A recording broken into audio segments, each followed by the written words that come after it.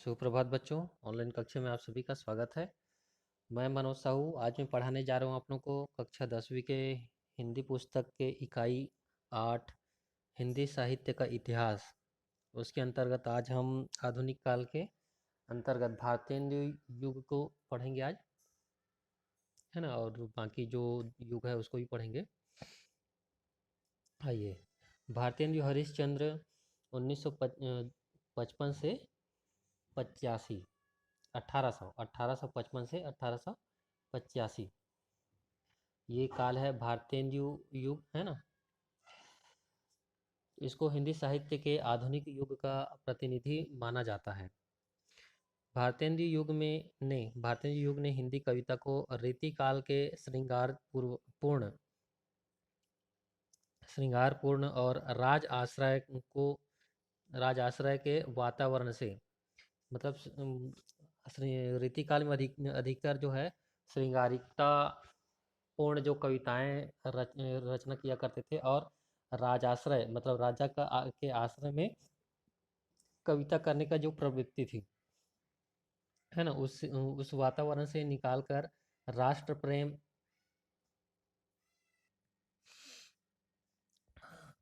समाज सुधार आदि की स्वस्थ भावनाओं से ओत प्रोत कर उसे सामान्य जन से जोड़ दिया। उन्होंने कवि वचन सुधा, हरिश्चंद्र मैगजीन और हरिश्चंद्र पत्रिका निकाली। साथ ही अनेक नाटकों की रचना की। उनके प्रसिद्ध नाटक है चंद्रावली, भारत दुर्दशा, अंधेर नगरी। ये नाटक रंगमंच पर भी बहुत लोकप्रिय हुए। इस काल के निबंध, नाटक, उपन्यास तथा कहानियों की रचना हुई।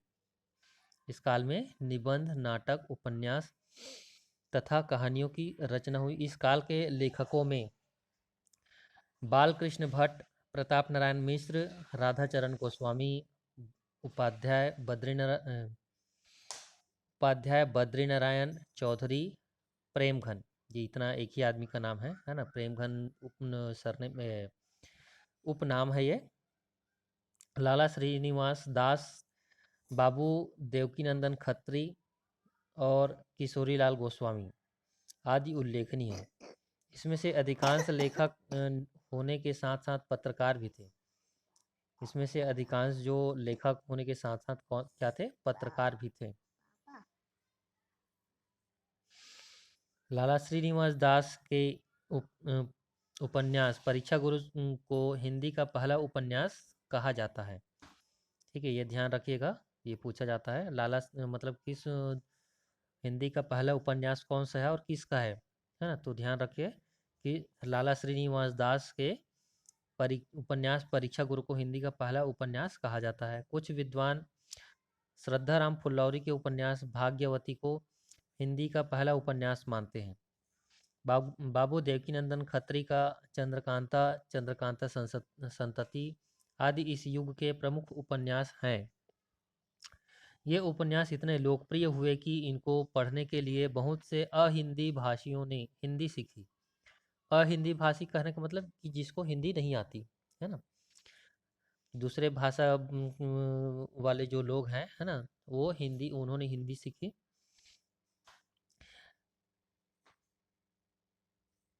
इस युग की कहानियों में राजा शिव प्रसाद सितारे हिंद की राजा भोज का सपना महत्वपूर्ण है। आगे देखते हैं द्विवेदी युग। आचार्य महावीर प्रसाद द्विवेदी के नाम पर ही इस युग का नाम द्विवेदी युग रखा गया है। किसके नाम पर? आचार्य महावीर प्रसाद द्विवेदी। एक और लेखक है हजारी प्रसाद द्विवेदी। तो ध्यान रखिए कि ये जो युग का नाम है वो किसके नाम पर है? महावीर प्रसाद द्विवेदी के नाम पर रखा गया है। सन 1903 ईस्वी में द्विवेदी जी ने सरस्वती पत्रिका के संपादन का भार संभाला। उन्होंने ये जो लिखा है ये 1903 लिखा है ना। 8 के ऊपर में ऊपर जो रेफ जैसे जो दिख रहा है ना, वो 9 होता है। चलिए आगे देखते हैं। तो द्विवेदी जी ने सरस्वती पत्रिका के संपादन का भार संभाला। उन्होंने खड़ी बोली गद्य की स्वरूप को स्थिर किया और पत्रकारिता के माध्यम से रचनाकारों के एक बड़े समुदाय को खड़ी बोली में लिखने को प्रेरित किया। इस काल में निबंध, उपन्यास, कहानी, नाटक एवं समालोचना का अच्छा विकास हुआ। इस युग के निबंधकारों में पंडित महावीर प्रसाद द्विवेदी, माधव प्रसाद मिश्र, श्याम सुंदर दास, चंद्रधर शर्मा गुलेरी, बाल मुकुंद गुप्त और अध्यापक पूर्ण सिंह आदि उल्लेखनीय हैं। इसके निबंध गंभीर, ललित एवं विचारात्मक हैं। किशोरीलाल गोस्वामी और बाबू गोपाल राम गहमरी के उपन्यास में मनोरंजन और घटनाओं की रोचकता है। हिंदी कहानी का वास्तविक विकास द्विवेदी युग से ही शुरू हुआ। किशोरीलाल गोस्वामी की इंदुमती कहानी को कुछ विद्वान हिंदी की पहली कहानी मानते हैं। अन्य कहानियों में बंग महिला की दुलाई वाली, शुक्ल जी की 11 वर्ष का समय, प्रसाद जी की ग्राम और चंद्रधर शर्मा गुलेरी की उसने कहा था महत्वपूर्ण है। समालोचना के क्षेत्र में पद्मश्री शर्मा उल्लेखनीय है। पद्मश्री नहीं, पद्मसिंह शर्मा उल्लेखनीय है। हरिऔध शिवनंदन सहाय तथा राय देवी प्रसाद पूर्ण द्वारा कुछ नाटक लिखे हैं। अब यहाँ पर ध्यान दीजिए कि एक ही जो लेखक या कवि हैं वो अलग अलग युग में भी है, क्योंकि इसका जो काल है वो छोटे छोटे अवधि के लिए है, 10-15 साल के लिए है। तो कुछ कुछ लेखक या कवि हैं वो दोनों में आएंगे।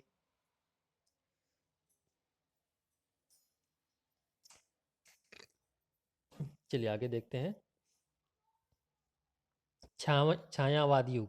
कविता की दृष्टि से इस युग में एक दूसरी धारा भी थी जो सीधे साधे स्वतंत्रता आंदोलन से जुड़ी थी।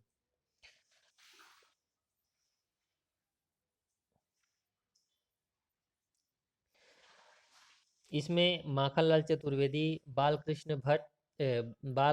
कृष्ण शर्मा, नवीन नरेंद्र शर्मा, रामधारी सिंह दिनकर आदि के नाम उल्लेखनीय हैं, है ना। तो ये सभी के सभी राष्ट्रीय कवि के नाम से भी जाने जाते हैं, माखनलाल चतुर्वेदी और रामधारी सिंह दिनकर को, जो पूरे राष्ट्र को प्रेरित करने वाले, ये हमारे देश की एकता के लिए, स्वतंत्रता के लिए जिन्होंने रचना किए हैं, है ना। इस युग की प्रमुख कृतियों में जयशंकर प्रसाद की कामायनी और आंसू, सुमित्रा नंदन पंत का पल्लव, गुंजन और वीणा, सूर्यकांत त्रिपाठी निराला की गीतिका और अनामिका तथा महादेवी वर्मा की यामा, दीपशिखा और सांध्य गीत आदि कृतियां महत्वपूर्ण हैं। कामायनी को आधुनिक काल का सर्वश्रेष्ठ महाकाव्य कहा जाता है। ठीक है, कामायनी को आधुनिक काल का सर्वश्रेष्ठ मतलब सबसे बढ़िया महाकाव्य कहा जाता है। जिस प्रकार से महाभारत या रामायण है ना, तो उसी प्रकार आधुनिक काल के सर्वश्रेष्ठ महाकाव्य कौन सा है? कामायनी, है ना। इसकी कवि कौन है? जयशंकर प्रसाद।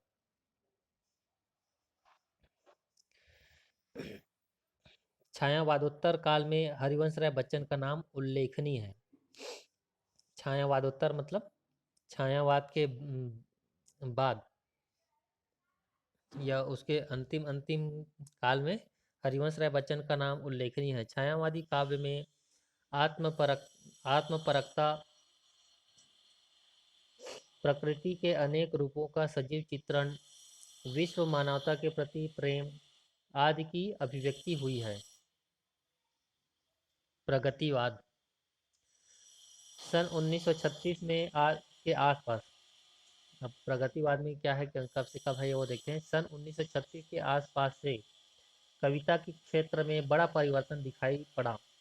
प्रगतिवाद ने कविता को जीवन के यथार्थ से जोड़ा। प्रगतिवादी कवि कार्ल मार्क्स की समाजवादी विचारधारा से प्रभावित हैं, है ना। मतलब समाज में इस काल में मानव मानव मन की सूक्ष्म भावों को प्रकट करने की क्षमता हिंदी भाषा में विकसित हुई।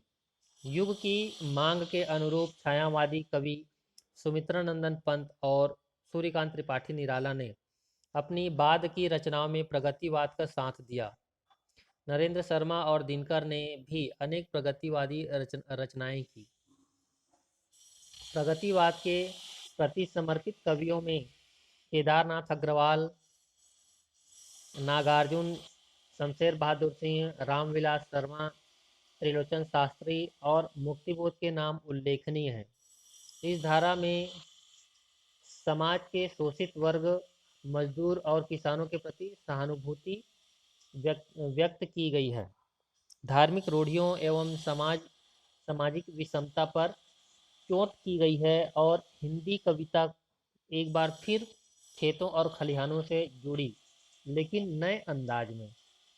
ठीक है, यहाँ पर ध्यान रखिए, जो प्रगतिवाद है वो समाजवाद, मतलब समाज में सभी वर्गों को समान रूप से अधिकार मिलना चाहिए, है ना। जैसे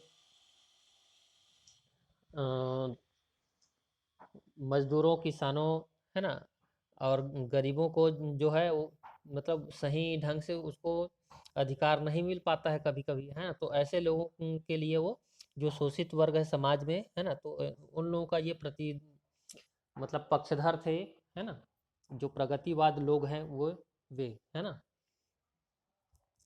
मतलब शोषित वर्ग के जो लोग हैं, मजदूर है, किसान है ना, इसके प्रति विशेष ध्यान रखा गया है, उनके लिए रचना की गई है ना। चलिए आगे देखते हैं। प्रयोगवाद। प्रगतिवाद के समानांतर प्रयोगवाद की धारा भी प्रवाहित हुई। ठीक है, आज्ञा की इस धारा का प्रवर्तक स्वीकार किया गया। प्रवर्तक क्या है? शुरुआत करने वाला, है ना। तो अज्ञेय को सच्चिदानंद हिरानंद वात्स्यायन अज्ञेय, है ना, ये पूरा नाम है उनका। तो अज्ञेय को इस धारा का प्रवर्तक स्वीकार किया गया है। सन 1943 में अज्ञेय ने तार सप्तक का प्रकाशन किया, है ना। इसके 7 कवियों में प्रगतिवादी कवि अधिक थे, जिसमें रामविलास शर्मा, प्रभाकर माचवे, नेमीचंद जैन, गजानन माधव मुक्तिबोध, गिरजा कुमार माथुर तथा भारत भूषण अग्रवाल, ये सभी कवि प्रगतिवादी हैं। इन कवियों ने कथ्य और अभिव्यक्ति की दृष्टि से अनेक नए नए प्रयोग किए। अतः तार सप्तक को प्रयोगवाद का आधार ग्रंथ माना जाता है ना।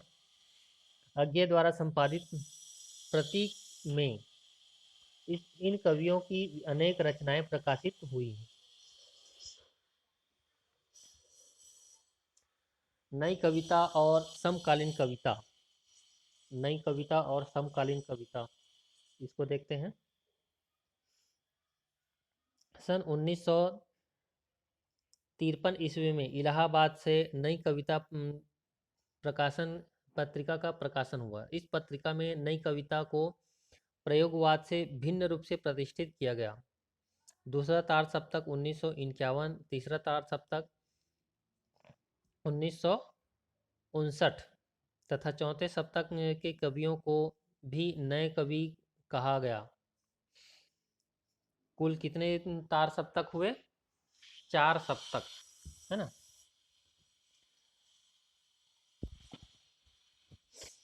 यहाँ 1943 में तार सप्तक में शुरू हुआ, है ना। फिर दूसरा तार सप्तक 1951, और तीसरा सप्तक जो है 1959, है ना। और चौथे का नहीं दिया है इसमें, है ना।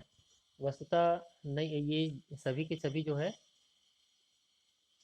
ये एक तो प्रयोगवाद का हो गया, बाकी जो 3 है वो सभी के सभी नई कविता को प्रयोगवाद का ही भिन्न रूप माना। इनमें भी 2 धाराएं परिलक्षित होती है, मतलब 2 अलग अलग प्रकार के धारा दिखाई देते हैं। धारा मतलब विचार बोल सकते हो, है ना।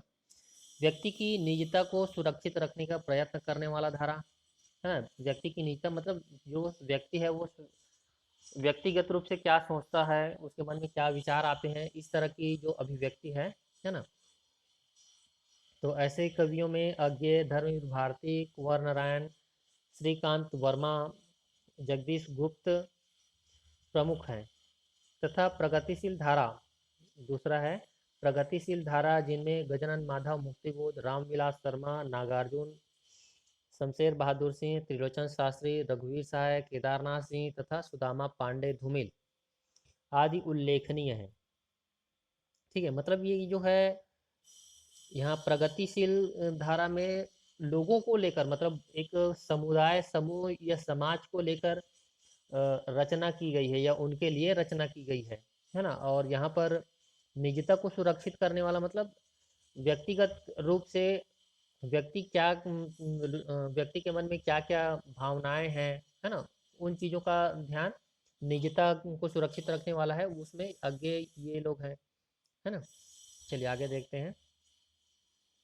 इन दोनों ही धाराओं में अनुभव की प्रामाणिकता, लघु मानव की प्रतिष्ठा, है ना। लघु मानव अनुभव की प्रामाणिकता कहने का मतलब अपने जो अनुभव है ना, उससे संबंधित रचना, है ना। और लघु मानव मतलब छोटा, लघु मतलब छोटा, छोटे मतलब एकदम सामान्य जो लोग हैं, मानव है, जैसे मजदूर हो गया, गरीब व्यक्ति हो गया, या फिर किसान हो गए, है ना। तो ऐसे मतलब सामान्य, एकदम सामान्य जो व्यक्ति है ना, उसकी प्रतिष्ठा और बौद्धिकता का आग्रह आदि प्रमुख प्रवृत्तियां हैं। मतलब उसको भी समाज में प्रतिष्ठा, उसकी भी समाज में प्रतिष्ठा होनी चाहिए, है ना, ऐसा उनका मानना है।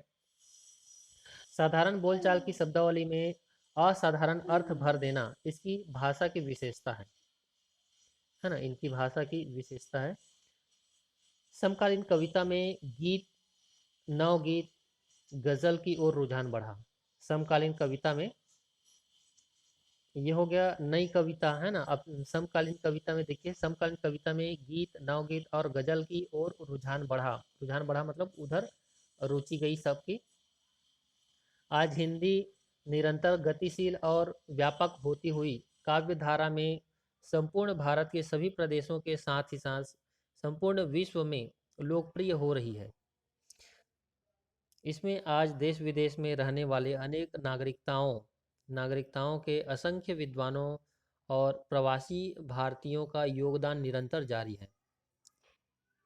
गद्य साहित्य के विकास के साथ के गद्य साहित्य के विकास के एक सामान्य सी समझ के लिए साहित्य इतिहास की इन धाराओं से रूबरू होना भी आवश्यक है। रूबरू मतलब साक्षात्कार या उनको भी ध्यान रखना भी जरूरी है। चलिए अब कल पढ़ेंगे गद्य काल, है ना। तो गद्य काल में कौन कौन क्या क्या कैसे है, कौन कौन से लेखक हुए हैं, वो सब देखेंगे कल। आज समाप्त क्लास यही समाप्त करते हैं।